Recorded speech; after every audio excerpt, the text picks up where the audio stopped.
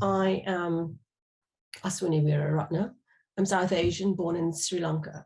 I have dark hair and I'm also wearing a black top this morning. I want to say, as I have, thank you to Savannah for that informative talk about the work of the Bar Council. I think my task this morning is two things really. A few words about my life at the bar. I have to say it's been long, and so my memory, I think, has to be dredged quite thoroughly when I do these talks. The second thing is a snapshot of the equality, diversity, and inclusion work that we do here at Doughty Street. So let me start with a few words about me. So I come from a non-traditional background. Neither of my parents went to university. I attended a state school and did not go to Oxbridge, nor did I study law at university. But let me be clear, I mean, I don't consider myself to be, nor am I from an underprivileged background, but I have no links with the profession and I had to find my way in through a slightly different route, especially for the late 1980s, which is when I left university. And really, I left in a very directionless way. I really didn't know what I wanted to do. And what happened thereafter was it evolved gradually. My first degree at Sussex was in experimental psychology. And that's what led me to consider mental health law before it truly became a recognized area of law. And I do recall, this is dredging my memory, reading an article in an in-flight magazine about mental health law and the bar. It was a bizarre place to find it. And a bit of research brought me at that point to Edward Fitzgerald, who was then a young barrister and probably one of the few, maybe even the only, actually practicing in mental health law at the time. So I talked to him to find out more about what it involved and so on, and realized that this was something I was interested in. I was genuinely concerned and remain concerned about the experiences of patients detained in hospital for involuntary treatment. And then as I entered the career through a bar conversion course and got my pupillage and so on, I have subsequently progressed into mental capacity law and other areas of human rights related to vulnerable adults and children. So I feel I wanted to convey that this happened as a matter of evolution rather than design. I can't say that I had much of a clue what direction I wanted my work to take, but it sort of was interesting. My clients were much in need of advocacy and a voice, and that is what I felt that I was able to provide to them. Eventually, I took silk. I became a QC in 2015, and I have to confess that really it was around that time that I became aware of just how scarce a commodity someone like me as a QC was. I became acutely aware of my position as a role model and started taking part in a number of initiatives to tackle the inequalities that were, in fact, I think, first evidenced by the Bar Standards Board in 2015. The bar in the 1990s, when I started practice, was a very different place, as you can imagine. And in retrospect, I can see how I and others like me, we just put our heads down and got on with proving ourselves. We were grateful to have got in and had this opportunity. And I think few of us would have felt able to really speak out if we were experiencing harassment or discrimination for fear of losing the careers that we had worked so hard to gain. But I do want to say also that things have changed. While the problems are not new, the vigor and robustness of discussion and commitment to change now provides more hope for real change. And Savannah has told you quite a bit about the Bar Council initiatives today, which are really a world away, I feel, from the bar that I joined. But being realistic, which is what I want to be today, we cannot underestimate the culture shift that is still required within each barrister, within barristers' chambers, our professional body and our regulator, if we're to achieve long-lasting and meaningful change. And I'm not saying these things to put you off joining the bar, but I really think it's important to have your eyes open and know that there are people who are serious about bringing the needed change as well. So with that, let me turn to what Doughty Street does in the area of equality, diversity, and inclusion, and also well-being. So I'm co-chair of what we call the overarching, and I'm going to say EDI and W group, and a member of the management board. So the overarching group provides an umbrella spreading over 5 key committees in Chambers, covering pupillage, barrister diversity, disability, well-being, and the fair allocation of work. Our staff diversity group is currently being reconstituted. We offer guidance and oversight and present a quarterly report summarising the work and initiatives of these committees to the management board in order to try and drive change. There are other groupings that are more events-based and operate across all the committees, and these are Outie Street. Yes, we also have a sense of humour, and the International Women's Day Committee. And I'm just going to add that our annual International Women's Day event continues to expand its influence and standing, and is a flagship Doughty Street event. So at Doughty Street, we're actively trying to address the long-standing disparities now highlighted by the Bar Council and the Bar Standards Board. We're working to improve representation and diversity through the organisation from pupil selection to silk, and in our staff room too. Our aim is to promote ED&I as a crucial part of Chambers' culture and identity, internally and externally. So I'm going to give you a snapshot of the initiatives that we have around Chambers.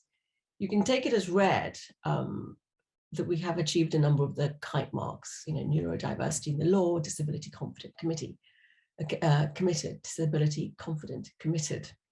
But first of all, I do want to say, and it's important to say, that we try hard not to be complacent. Diversity is not just a trend, nor is it a numbers game, nor a tick box exercise. As a Chambers and as barristers, we are bastions of liberal thought and human rights champions. But we too need to examine our behaviour and interactions with all our colleagues and our clients, even if as human rights defenders, it may seem inconceivable that that's necessary. But we are starting to tackle some of these difficult conversations within Chambers to make it truly a flagship on equality, diversity and inclusion. And our aim on that point is to start with some fresh race awareness training next year. So what else do we do? So I've mentioned equality, diversity and inclusion is a secure Chambers value now made explicit on our website. We have a diversity specific page on our website and also an outreach page.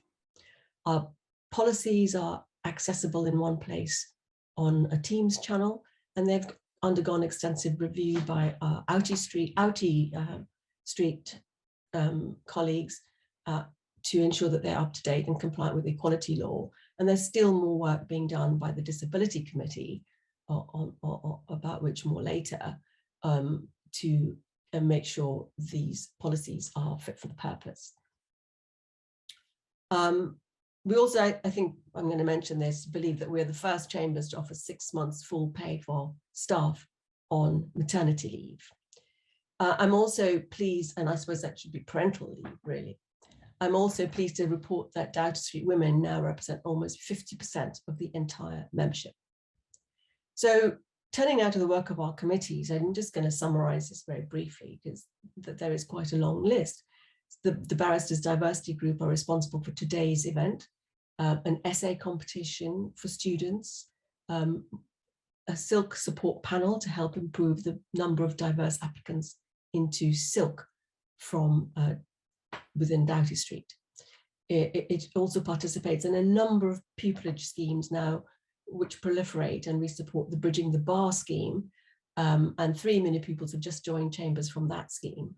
We're expecting 3 mini pupils in January from the PASS in a Temple scheme, and next September we will be welcoming 2 interns from the 10,000 Black Intern scheme for 2 weeks also. Focusing on the clerks room and diversity within that group, we are working with the Sutton Trust and Pathways to Law, who sent us 2 students to experience various aspects of life in Chambers and focusing on clerking. I think it's crucial to mention fair allocation of work. This, as you can imagine, is an important basis for fairness between barristers in Chambers. And we have recently introduced a new case management system to achieve better functionality and more accurate reporting on fair allocation of work. The aim is to enable a deeper understanding of what happens to work when it comes into chambers and to contrast opportunities against protected characteristics. It's really about monitoring how work gets passed around between barristers and will allow a more open scrutiny of how that happens. And you can imagine that that's going to be very important in leveling income and opportunity for barristers from all backgrounds. The Disability Committee deserves special mention. I mentioned them briefly already. It's a good model for showcasing efforts at Doughty Street to lead by example in protecting the rights of disabled people. And they have a wide variety of initiatives over the next year. It's chaired by Mark Henderson, a wheelchair user and a member of Chambers, who, alongside our facilities managers, advising the management board, particularly to ensure our physical environment and infrastructure are fit for purpose for people with different abilities. The committee membership strives for diversity as well, to incorporate both seen and unseen disabilities. The committee has commissioned new disability awareness training commencing in December. It's also arranging disability equality training for staff next year. We are aiming to become a disability confident leader by mid-2022. And very soon also a disability confident employer. The training is being provided by Disability Rights UK. There are a number of other initiatives which I won't mention at this moment, but I will mention that the committee members are also active with the Bar Council Disability Panel, which has met with senior court officials to discuss bad experiences with court access and judges. 2 points on recruitment before I end. We used for the first time this year the rare contextual recruitment tool in our pupillage recruitment. This tool, you probably know, contextualizes information across a number of domains associated with marginalized groups and disadvantage. And we've been very pleased with the outcome of that, although it's a work in progress and will be tweaked over the coming years. But it's been a big change in the way we recruit pupils. We also have revised our criteria for recruitment into tenancy to create one entry standard of excellence. Again, I think aimed at fairness and encouraging a wide group of applicants into Chambers.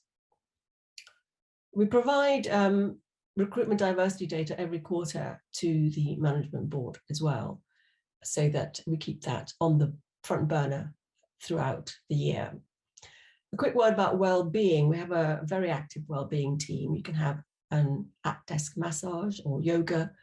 It was suspended through COVID, but we're just reintroducing, certainly the massages I noticed were back on the agenda. I've done a mindfulness course with that team, and we get a weekly bulletin covering a number of useful things. This week, we've been told about the Wellbeing at Bar Action Plan.